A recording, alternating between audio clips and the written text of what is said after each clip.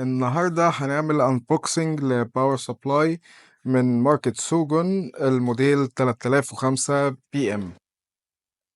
دي الكتالوجات، ده كابل الباور سبلاي، ده كابل اللي جاي لشحن البطاريات.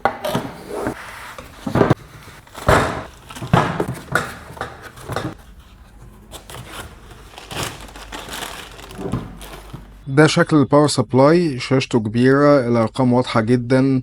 خانة الأمبير مكونة من 4 خانات. الزرار ده بغير منه الفولت، والزرار ده بغير منه الأمبير، وفي 4 ميموري أقدر أسجل كذا سيتنج مختلف في كل ميموري. المنافذ دي كلها منافذ شحن. هنا أقدر أظبط من 0 فولت لحد 30 فولت والأمبير اللي أنا عايزه لحد 5 أمبير. الخانتين دول فيكست، يعني ما اقدرش اعدل عليهم، بيطلعوا 5 فولت 2 امبير.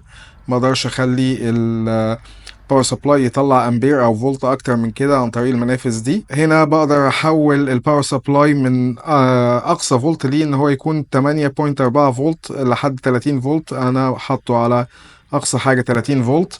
وبعدين انا يعني زي ما انتم شايفين الزرار كده لما بيتحرك بغير الفولت. انا اقدر ادوس على الزرار ده ضغطه مطوله بيعمل لوك.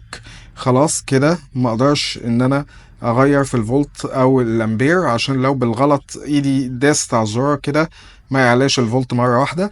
ضغطه كمان طويله كده خلاص اللوك اتشال، فاقدر اعدل اللي انا عايزه واقدر اسجله في الميموري.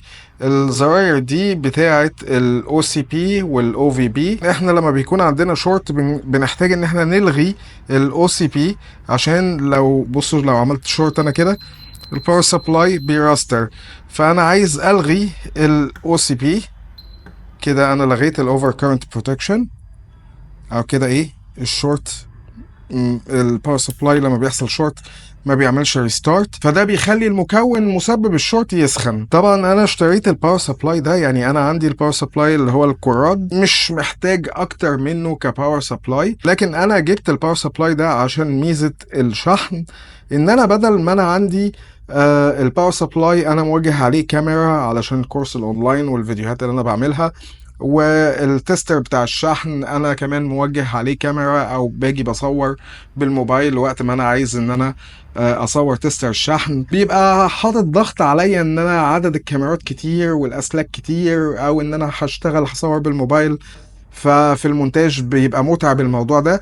فالباور سبلاي ده ميزته ان هو باور سبلاي وتستر شحن في نفس الوقت. يعني انا دلوقتي هخلي الباور سبلاي على 5 فولت، هوصل الشاحن في الباور سبلاي وهاجي اوصل الشاحن كده، هلاقي ان الباور سبلاي بيقول لي ان الجهاز ساحب 1 امبير، بيشحن ب1 امبير. فانا كده معايا اقدر اوري الطالب او اوري الناس في الفيديو اللي انا بعمله سحبة باور سبلاي، سحبة جهاز على الباور سبلاي، واوري كمان سحبة الشحن. فاحنا هنيجي نشيل الباور سبلاي اللي هو السانشاين وهنحط مكانه الباور سبلاي السوجون. وبكده اكون وفرت للطالب اللي بيتابعني اونلاين صورة للهوت اير لدرجات الحرارة اللي انا بستخدمها، وسحبات الباور سبلاي، وكمان سحبات تستر الشحن، وكمان قراءات المالتيميتر من فولتيات لممانعات، علشان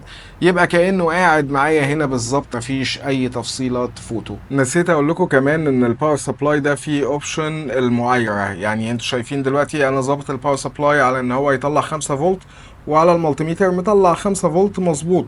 لو الباور سبلاي في يوم من الايام كان الرقم اللي هنا مختلف عن اللي هنا، فانا اقدر اشيل الزرار ده، في تحت منه مكان مسمار اقدر اعدل منه الفولتية اللي طالعة تبقى مساوية للفولتية اللي هي مكتوبة على شاشة الباور سبلاي، ودي حاجة اسمها الكاليبريشن. على فكرة برضو انا لو موصل الموبايل بالمنافذ اللي هي دي فهيبين لي السحب بتاع الشحن على الباور سبلاي كأنه تستر شحن. انما لو شلت الشاحن او الكابل وحطيته في المنفذ ده فالجهاز هيشحن برضو، لكن مش هيبان لي حاجة على شاشة الباور سبلاي. اتمنى تكونوا استفدتوا من الفيديو ده واستمتعتوا بيه.